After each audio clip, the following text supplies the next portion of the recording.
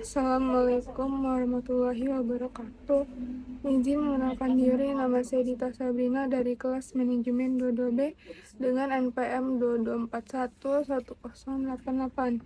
Di sini saya akan menjelaskan materi tentang aspek keuangan pada studi kelayakan bisnis,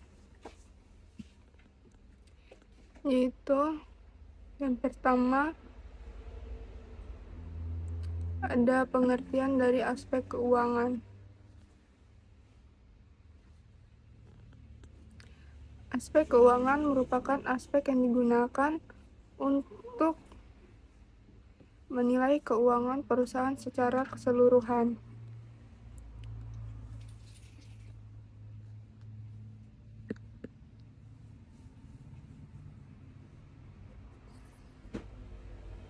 Aspek keuangan dalam studi kelayakan bisnis bertujuan untuk mengetahui perkiraan pendanaan dan aliran kas proyek atau bisnis, sehingga dapat diketahui layak atau tidaknya rencana bisnis yang dimaksud. Aspek keuangan meliputi yang pertama, sumber-sumber dana yang akan diperoleh.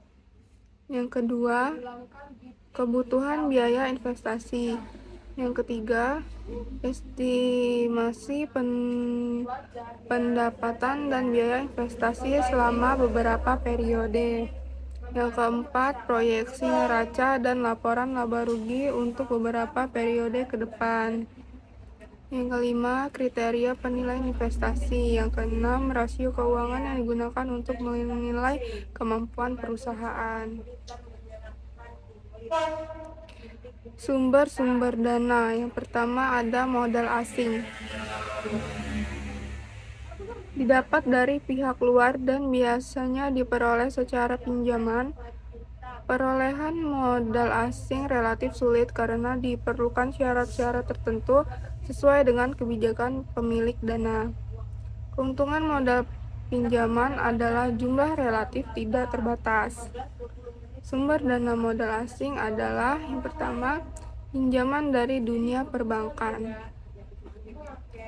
Kedua, pinjaman dari lembaga keuangan seperti modal ventura, asuransi, leasing, dana pensiun atau lembaga keuangan lainnya. Berikutnya, pinjaman dari perusahaan non-bank.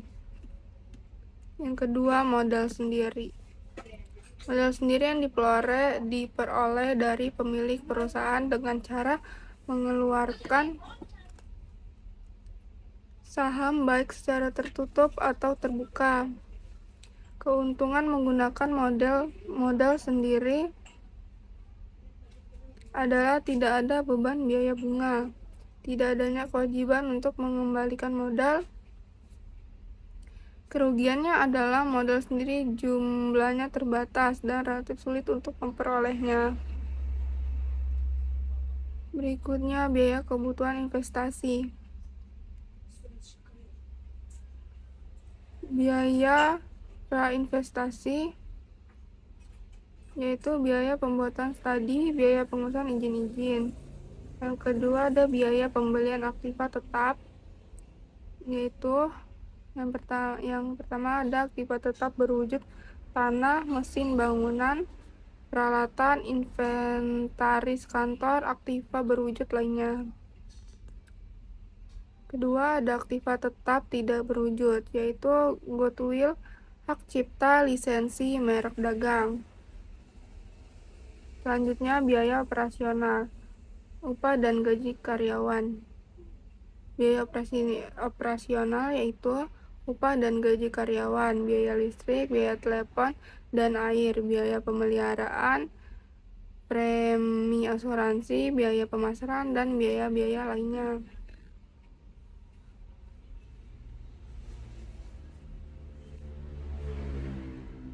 Berikutnya ada arus kas atau cash flow. Cash flow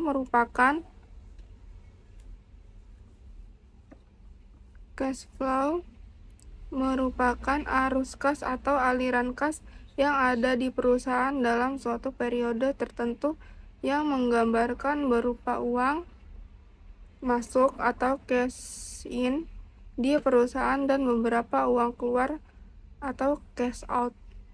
Dalam cash flow, semua data pendapatan yang akan diterima dan biaya yang akan dikeluarkan, baik jenis ataupun jumlahnya, diestimasikan sedemikian rupa, sehingga menggambarkan kondisi pemasukan dan pengeluaran di masa yang akan datang.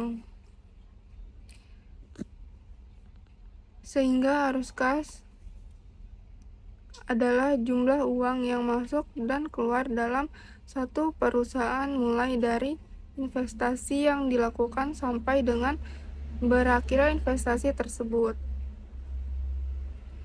Dalam hal ini, bagi investor yang terpenting adalah berapa kas bersih yang diterima dari uang yang diinvestasikan di suatu usaha. Pentingnya kas akhir bagi investor jika dibandingkan dengan laba yang diterima perusahaan dikarenakan yang pertama, kas diperlukan untuk memenuhi kebutuhan uang tunai sehari-hari.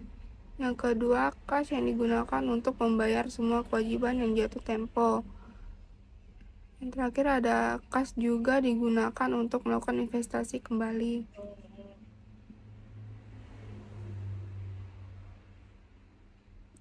Jenis-jenis arus kas yang berkaitan dengan suatu usaha. Yang pertama, initial cash flow atau kas awal merupakan pengeluaran pada awal periode untuk investasi. Contohnya biaya prainvestasi. Yang kedua, operasional cash flow atau kas yang diterima dan dikeluarkan pada saat operasi usaha seperti penghasilan yang diterima dan pengeluaran yang dikeluarkan suatu periode. Terminal cash flow atau kas yang diterima pada saat usaha berakhir. Berikutnya ada laporan keuangan. Laporan keuangan merupakan informasi yang berisi catatan keuangan dari suatu perusahaan. Laporan ini bisa menjadi bukti valid untuk memantau keadaan keuangan perusahaan. Selain itu, laporan ini juga bisa digunakan oleh perusahaan untuk mengatur strategi dan merencanakan langkah-langkah selanjutnya.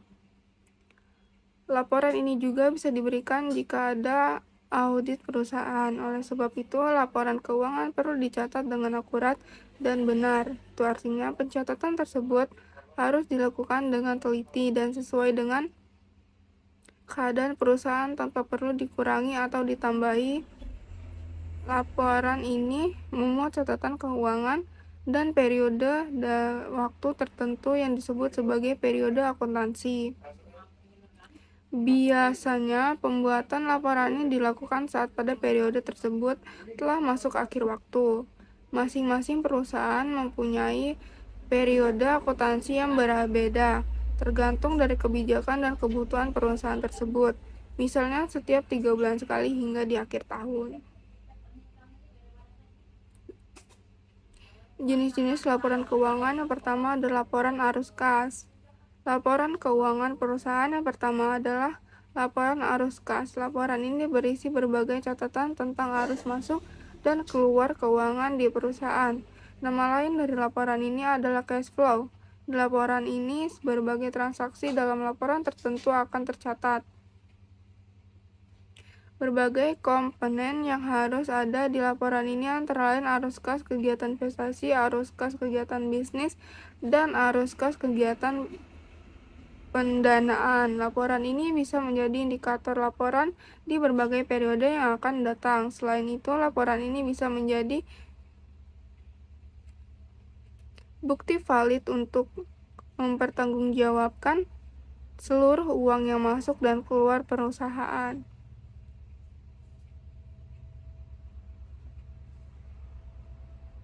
Berikutnya ada laporan neraca. Laporan ini bisa menggambarkan situasi dan posisi keuangan dari suatu perusahaan dalam periode tertentu. Itulah mengapa laporan yang juga disebut sebagai balance sheet ini diperlukan perusahaan untuk merencanakan berbagai kegiatan maupun proyek di masa mendatang. Laporan ini tak bisa dibuat begitu saja karena harus mengumpulkan beberapa komponen terlebih dahulu. Komponen-komponen tersebut meliputi harta atau aset yang menjadi jumlah aktiva dalam modal perusahaan dan liabilitas yang berupa kewajiban berupa utang-utang. Sekian, terima kasih penjelasan saya. Assalamualaikum warahmatullahi wabarakatuh.